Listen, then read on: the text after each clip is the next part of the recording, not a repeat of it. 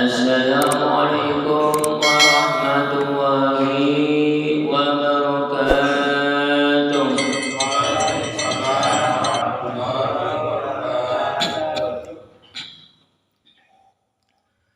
Alhamdulillah, alhamdulillahillazi wassalatu wassalamu ala asrafil minal anbiya'i wal mursalin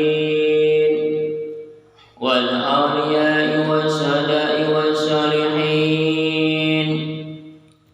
Inna Allaha wa malaikatahu yusalluna 'alan nabi ya ayyuhalladzina amanu sallu 'alaihi wa sallimu taslima. Allahumma shalli 'ala sayyidina Muhammad wa ala ali sayyidina Muhammad. Amma ba'd. Para bapak dan para saudara-saudara yang saya hormati, puji syukur alhamdulillah Allah telah melimpahkan rahmatnya dan hidayahnya kepada kita semua, dikasih kesehatan dan umur panjang sehingga kita bisa berkumpul bertatap muka atau bermuajah pada malam hari ini. Marilah kita berselawat serta salam kepada junjungan Nabi kita Muhammad sallallahu alaihi wasallam. Marilah kita tingkatkan keimanan kita, ketakwaan kita kepada Allah Subhanahu wa taala.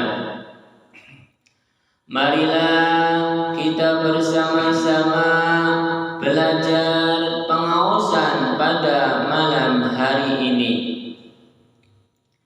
Minggu yang lalu udah nyampe ke ayat 1 di dalam surat Al-Lahab. Sekarang dilanjutkan ke ayat 2 di dalam surat Al-Lahab. Bismillahirrahmanirrahim. Dengan nama Allah yang Maha Pemurah lagi Maha Penyayang. Ma aghna anhu maluhu wa ma kasab. Harta bendanya dan apa yang dia usahakan tidak berguna bagi dirinya. Jadi maksudnya harta bendanya, apa yang dia usahakan tidak berguna baginya. Saya sebagai manusia biasa mencari usaha, mencari rezeki, mencari harta benda, tapi dijalankannya tidak ke jalan Allah, tapi ke jalan kemaksiatan.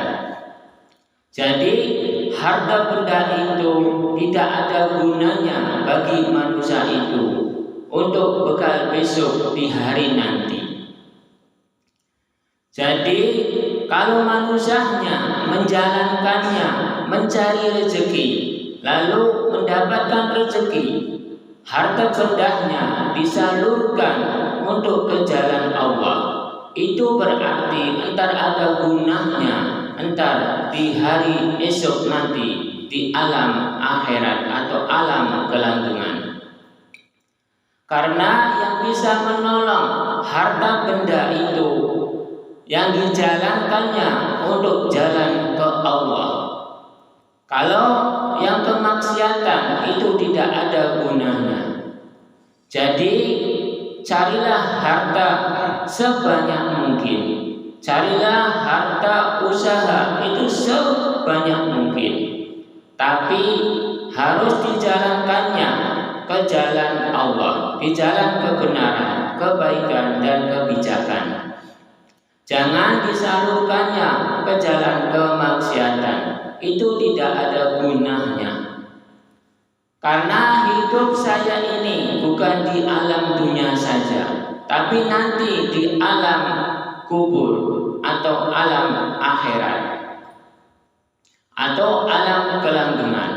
Itu semuanya manusia itu kalau ingin mendapatkan harta bendanya, bisa menolong dirinya antar besok, salurkanlah ke jalan Allah, di jalan kebaikan yang diridhoi oleh Gusti Allah. Jadi carilah harta sebanyak mungkin untuk bekal besok dan untuk bekal di alam dunia juga. Karena harta benda itu lebih penting dari segala-galanya. Karena manusia itu tanpa harta benda tidak bisa apa-apa. Karena makan itu dari harta benda, dari kekayaan, dari usaha. Kebutuhan-kebutuhan apapun itu dari harta benda. Itu harus dijalankan kalau ingin mendapatkan kenikmatan-kenikmatan yang ada di dalam dunia dan di dalam entar besok di alam kelanggengan atau alam akhirat. Karena mempunyai harta benda lalu dijalankannya untuk ke jalan Allah, kebaikan-kebaikannya itu entar bisa menolong entar besok kalau udah meninggal dunia, yaitu di alam kelanggengan atau alam kubur. Harta itu berfungsi untuk segala-galanya, untuk manusia hidup yang ada di dalam dunia khususnya. Karena harta ini segala-galanya untuk manusia di dalam dunia ini. Tapi manusia itu jangan diperbudak oleh harta. Jadi manusia itu harus bisa membagi untuk ke jalan Allah dan untuk ke jalan masa depan. Karena masa depan itu masih panjang. Karena harta benda yang saya miliki ini entar besok, entar untuk turunan-turunan dan selanjutnya. Lalu harta benda ini dijalankan di jalan yang baik, yang bagus, yang benar untuk ke jalan Allah. Itu untuk bekal besok kalau udah meninggal dunia. Harta inilah yang bisa menolong kita. Karena harta yang menjalankan di jalan kebaikan di dalam dunia itu bisa menolong kita di dalam alam kelanggengan atau alam kubur atau alam akhirat. Jadi manusia itu beribadah kepada Allah itu penting. Manusia itu berusaha untuk mencari dunia atau harta benda itu penting. Jadi kedua-duanya itu penting semua. Jadi manusia itu harus bisa membaginya di antara hablum minallah, di antara hablum minannas. Kalau hablum minannas itu harus di antara manusia sama manusia, di antara orang tua dan anak. Itu semuanya hablum minannas. Bila saya mencari harta benda, itu buat kebutuhan keluarga dan anak-anaknya. Kalau hablum minallah, beribadahlah dengan tekun.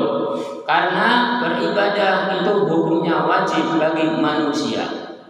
Karena hidup di dalam dunia ini harus ada pulang terimanya atas kehadiran Allah yang menciptakan diri manusia ini. Jadi manusia itu harus ada pulang terimanya saking sang pencipta, yaitu Gusti Allah.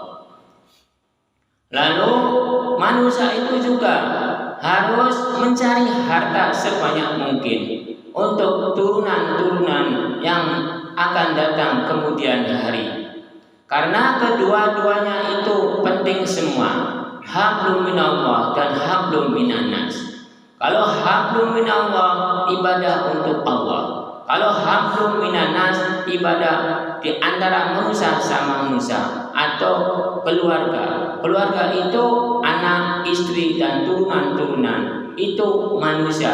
Jadi di antara manusia sama manusia itu bukan seluruh manusia saja yang ada di dalam dunia. Bab keluarga juga itu termasuk hablum minanas.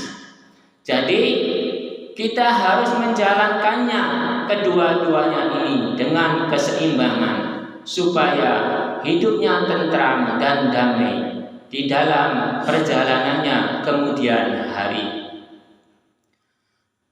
Huruf mim jabar ma 3 alif. Ing perjalanan hati lan pikirannya harus panjang pikire, lebar hatinya.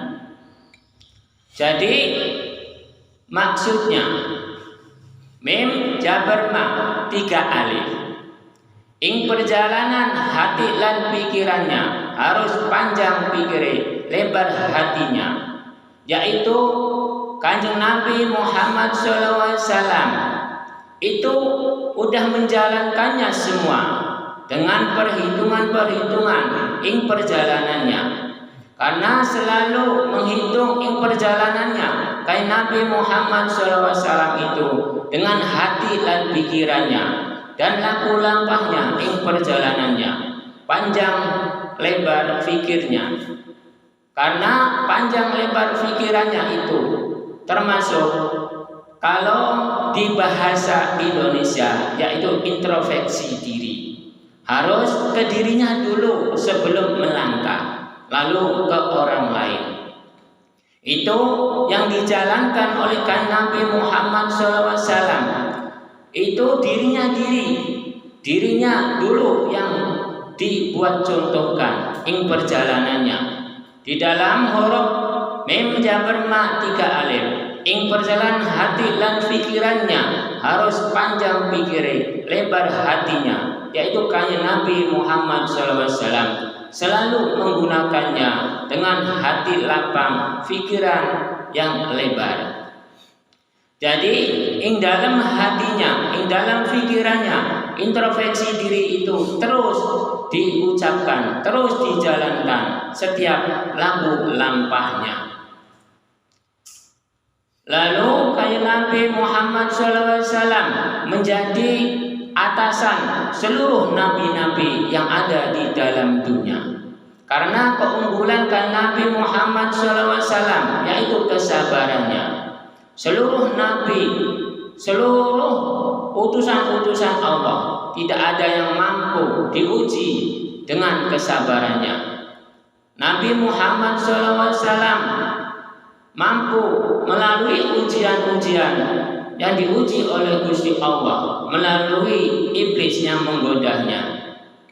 Seluruh nabi, seluruh utusan-utusan Allah semuanya tumbang tergoda oleh iblis. Cuman satu yang tidak tergoda oleh iblis, yaitu kayak Nabi Muhammad SAW di dalam kesabarannya. Iblis itu terletak kekalahannya di dalam kesabaran. Karena iblis itu menguji amarah-amarah, menguji kenafsuan seluruh utusan-utusan Allah, semuanya tergoda. Tapi terhadap Nabi Muhammad SAW tidak tergoda oleh iblis. Berarti Nabi Muhammad SAW itu lebih unggul dari seluruh utusan-utusan yang diperintahkan oleh Allah. Seluruh nabi, seluruh utusan-utusan yang paling tinggi itu berarti Nabi Muhammad SAW. Keunggulannya adalah kesabaran.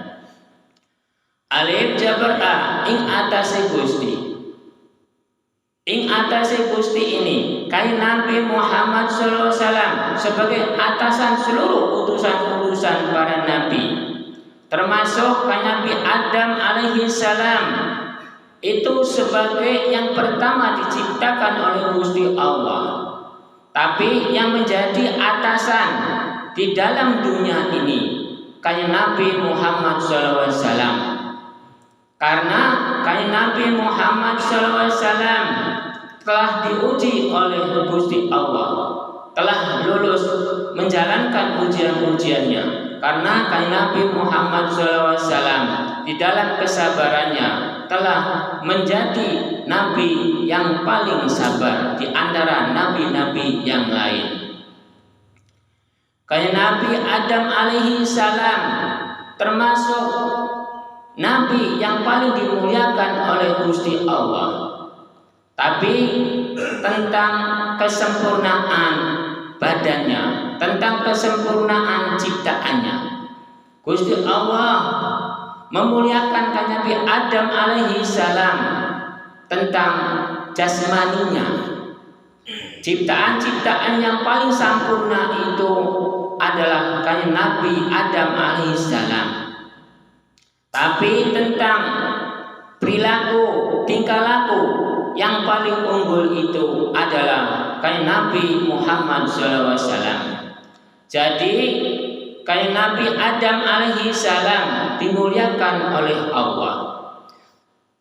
Lalu kanjeng Nabi Muhammad SAW diistimewakan oleh Gusti Allah atas kesabarannya. Jadi keunggulan kanjeng Nabi Muhammad SAW adanya di kesabaran. Kalau keunggulan kanjeng Nabi Adam alaihi salam dimuliakan oleh Gusti Allah atas ciptaan-ciptaannya yang paling sempurna di dalam jasmaninya. Lalu dilanjutkan dengan huruf ghin, Gusti Allah gawe kang berhak. Jadi segala sesuatu, keputusan-keputusan yang ada di dalam dunia atau di dalam alam-alam yang lain tentang hablum minallah, yaitu Gusti Allah yang berhak. Segala apapun, keputusan apapun itu Gusti Allah yang menghaki, bukan manusia dan bukan makhluk-makhluk yang lainnya. Karena di dalam huruf ghin mati Gusti Allah gawe kang berhak. Jadi seluruh makhluk-makhluk yang diciptakan oleh Gusti Allah itu yang menghaki adalah Gusti Allah, bukan makhluk-makhluk yang lainnya. Tentang pahala, barokah, derajat, tentang dosa atau tentang alam-alam yang lainnya, contohnya alam maksar, alam pertimbangan, alam surga neraka, itu yang menghaki, yang menentukan segala sesuatu apapun, yang berbicara. Ada alam surga, ada alam neraka, ada alam pertimbangan, ada alam maksar, yaitu Gusti Allah yang berbicara, jangan manusia. Kalau manusia ada yang berbicara tentang surga, neraka, atau alam pertimbangan, atau alam maksar, berarti manusia itu sudah melampaui batas-batas yang digariskan oleh Gusti Allah. Berarti manusia itu kurang pas, mengikuti tentang kekuasaan Gusti Allah. Karena di dalam huruf ghin mati Gusti Allah gawe kang berhak. Jadi Gusti Allah yang menciptakan makhluk-makhluk yang ada di dalam dunia, khususnya manusia. Yang mempunyai hak itu Gusti Allah, bukan manusia. Kalau urusan hablum minallah itu Gusti Allah yang menentukan segala sesuatu apapun, bukan manusia. Di dalam huruf ghin Gusti Allah gawe kang berhak. Kang berhak itu segala sesuatu apapun adalah Gusti Allah, bukan manusia. Tentang apapun adalah Gusti Allah. Tentang pahala, barokah, derajat, dosa, atau yang lain-lainnya, itu Gusti Allah yang menentukan, yang berbicara, bukan manusia. Kalau ada orang yang berbicara tentang surga, neraka, atau dosa, atau yang lain-lainnya, atau yang mengucap surga, neraka, alam pertimbangan, atau alam maksar, itu berarti penafsiran manusia itu sudah melampaui batas-batas yang digariskan oleh Gusti Allah. Tentang itu adalah kekuasaan Gusti Allah. Yang mengucap itu Gusti Allah, bukan manusia. Tapi zaman-zaman sekarang banyak manusia yang mengucapkan tentang kekuasaan Gusti Allah. Berarti manusia itu kurang pas dalam perjalanannya, dalam keilmuannya, dalam kepintarannya, dalam pengertiannya.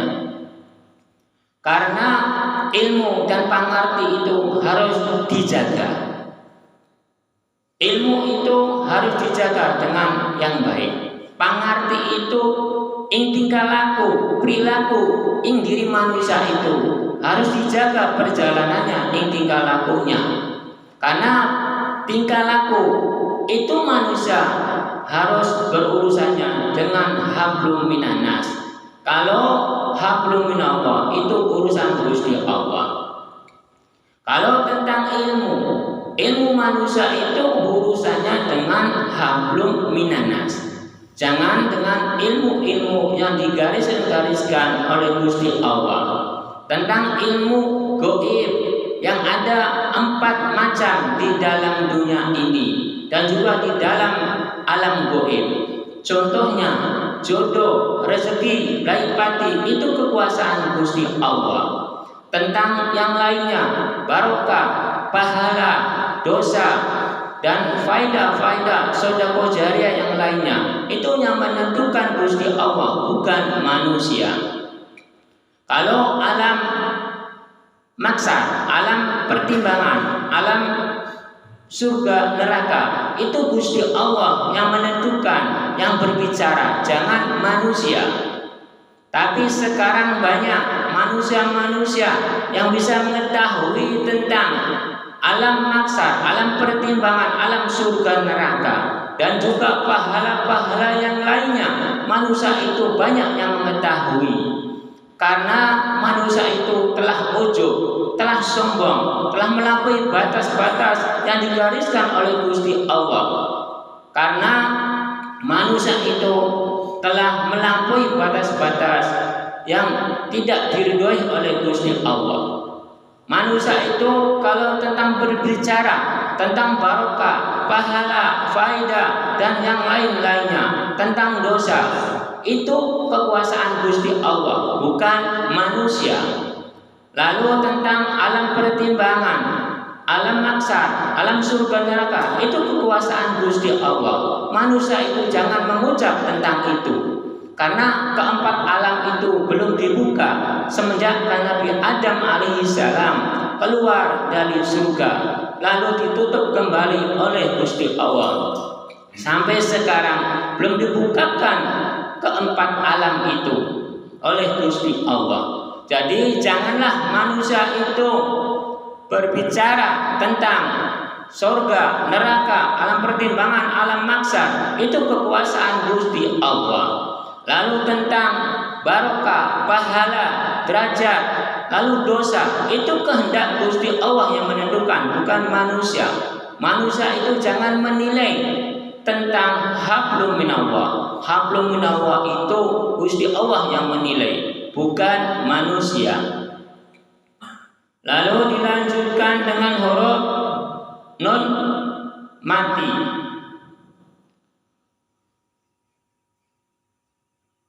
Lalu dilanjutkan dengan huruf nun 1 alif ing perjalanan ing saking gustihnya. Jadi ing perjalanan ing saking gustihnya, ing perjalanan Gusti Allah itu pasti lurus dan pasti benar. Gusti Allah itu mempunyai hakiki, hak yang pasti ing perjalanannya. Karena Gusti Allah itu yang menguasai jagat, yang menguasai alam dunia, dan yang menguasai seluruh alam-alam semesta yang ada di dalam dunia dan alam-alam yang lainnya. Lalu dilanjutkan dengan huruf ain jabr a, ing gustihnya. Ing gustihnya itu menguasai seluruh alam-alam yang ada di dalam dunia dan seluruh alam-alam semesta.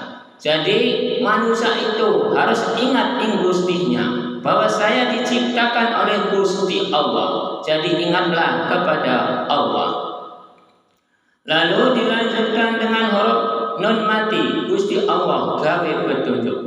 Gusti Allah telah menunjukkan terhadap umat manusia jalan-jalan yang ditentukan oleh Gusti Allah, jalan yang benar, jalan yang baik, dan jalan kebijakan dan jalan kemuliaan. Kalau manusianya mengambilnya jalan-jalan yang tidak baik, itu terserah manusianya, karena yang menanggung beban itu bukan Gusti Allah tapi manusia.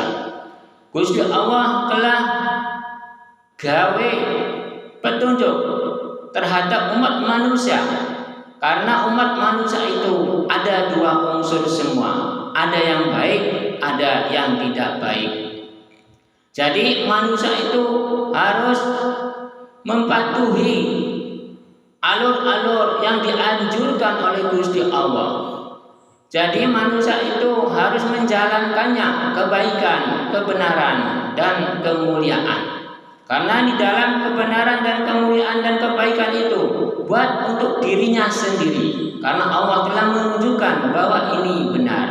Tapi kalau manusianya mengambilnya kemaksiatan, kemudorotan, berarti manusia itu mengambilnya yang salah. Entar yang mendapatkannya manusia itu sendiri.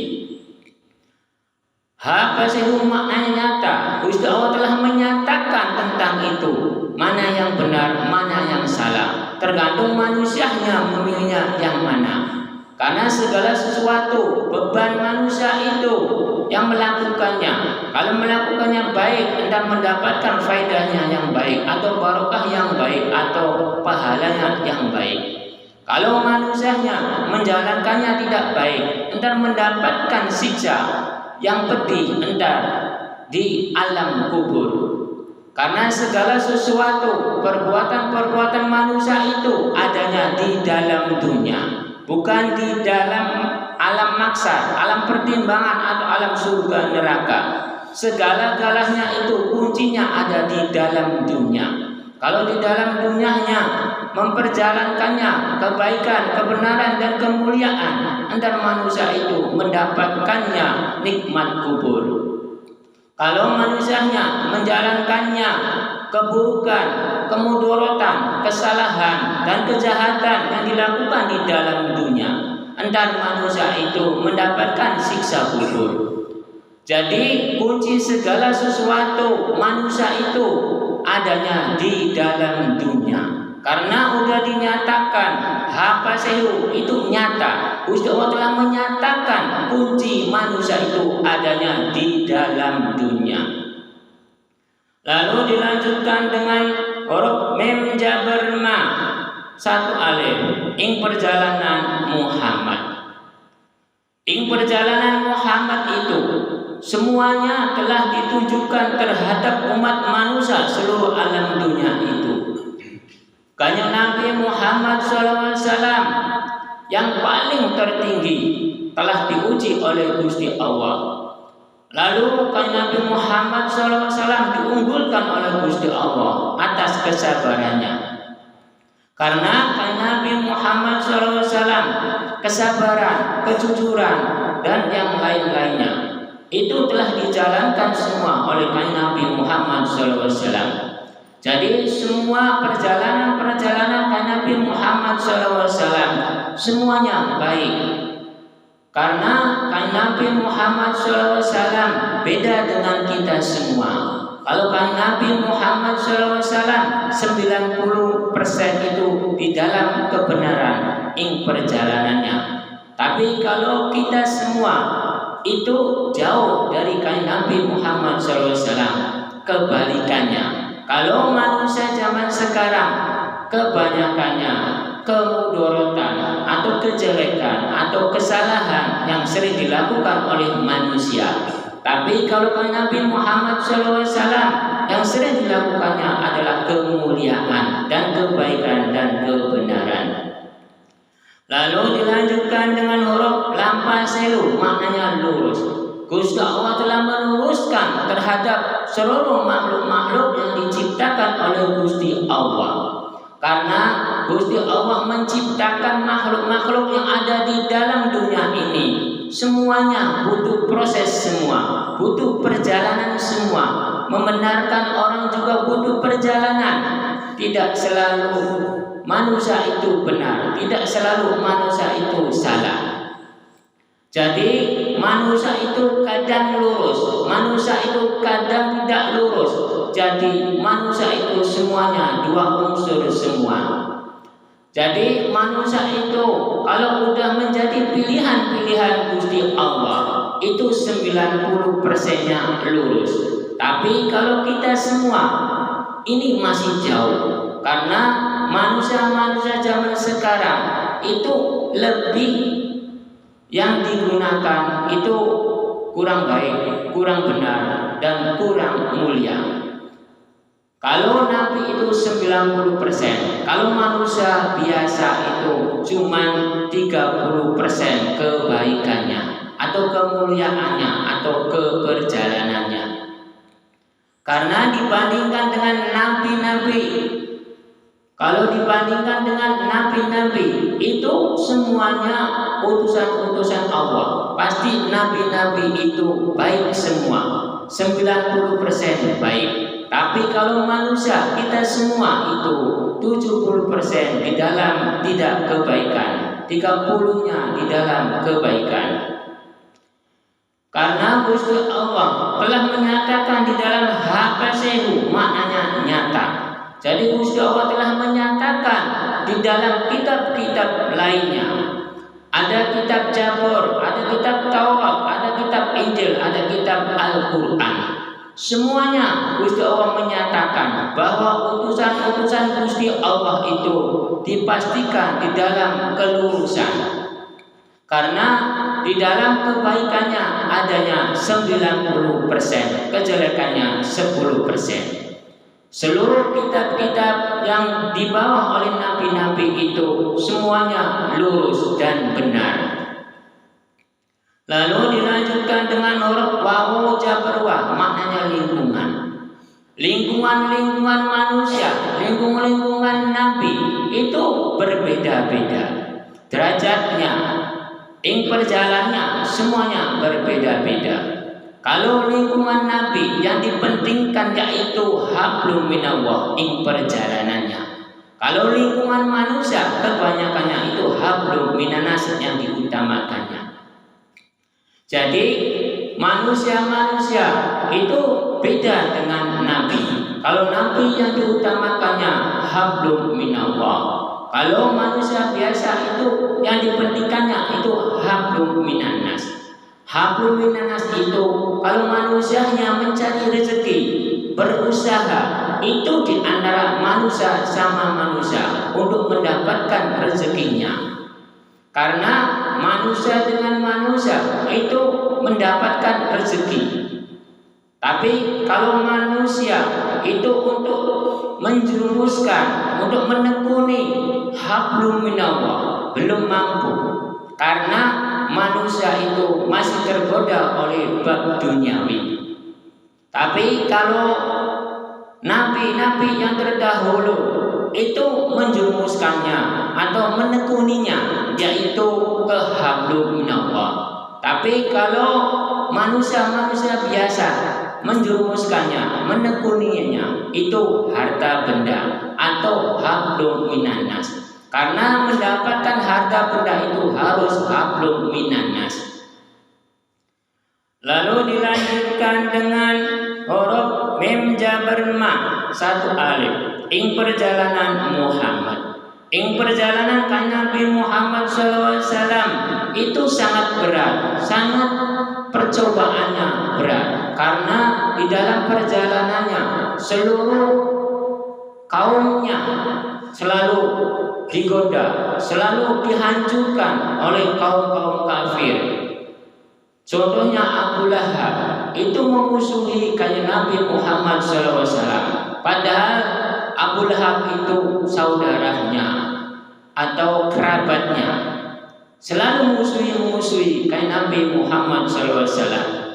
Jadi perjalanan kanjeng Nabi Muhammad SAW itu sangat berat, ingin menjadikan agama Islam didirikan oleh kanjeng Nabi Muhammad itu sangat berat.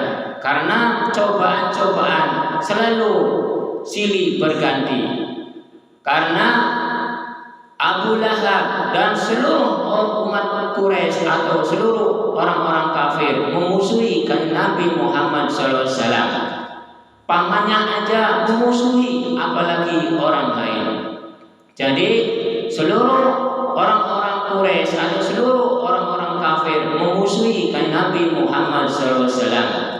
Lalu kan Nabi Muhammad SAW berjuang keras sehingga terdirilah agama Islam, terdirilah kesabaran-kesabaran kayak Nabi Muhammad SAW di dalam perjalanannya. Lalu Ka'ab mati Jabarka pembuka. Ka'ab Jabarka pembuka. Gusti Allah telah membukakan jalan-jalan terhadap yang diuji oleh Gusti Allah, yaitu kan Nabi Muhammad SAW.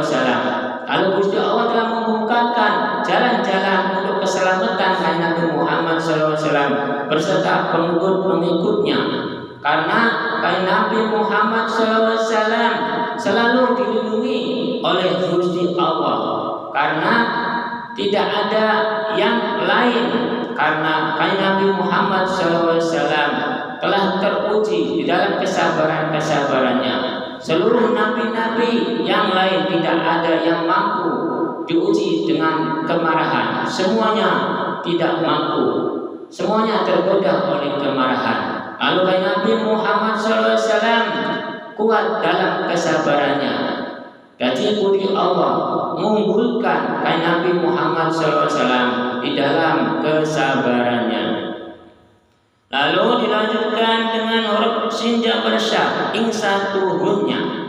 Ing satuhunnya, kan Nabi Muhammad SAW itu adalah seorang manusia.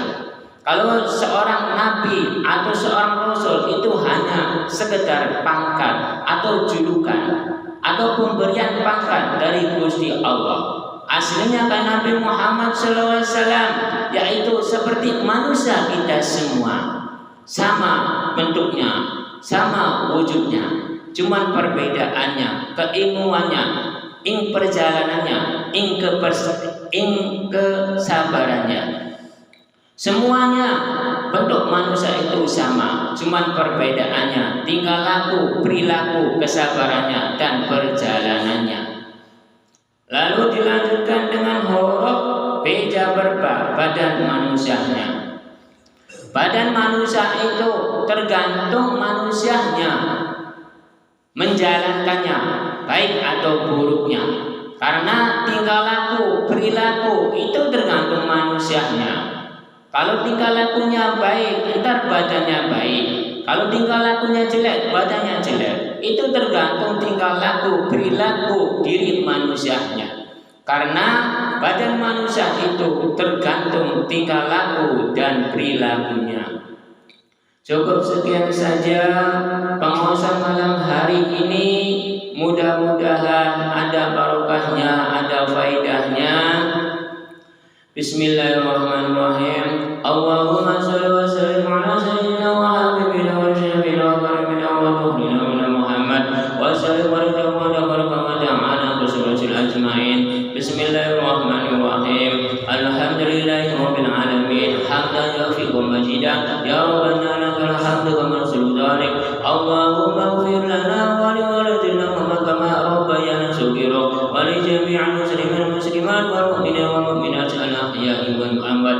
Allahumma inna nas'aluka salamatan fid din wad dunya akhirah wa afiyatan fil jasad wa ziyadatan fil ilmi wa barakah fi rizqi wa nabatan qabla al-maut wa rahmatan indal maut wa badal maut. Allahumma amin alaina fi syahratil maut wa yazidna naf'atil hisab. Rabbana la tuzigh qulubana ba'da idh hadaytana wa hab lana min ladunka rahmatan wahhab. Rabbana atina fid dunya hasanah wa fil akhirati hasanah wa qina adzabannar. Rabbana taqabbal minna innaka antal samiul innaka tawwabur rahim. Wa khususan para jamaah wa umurina wa salamati beradi berizkillah wa umurina wa salamati beradi berizkillah wa umurina wa salamati beradi berizkillah wa sallallahu ala sayyidina Muhammadi wa ala alihi wa sallam. Subhana rabbika rabbil izzati yasifun wa salamun ala al-mursalin. Al-Fatihah. A'udzu billahi minasy syaithanir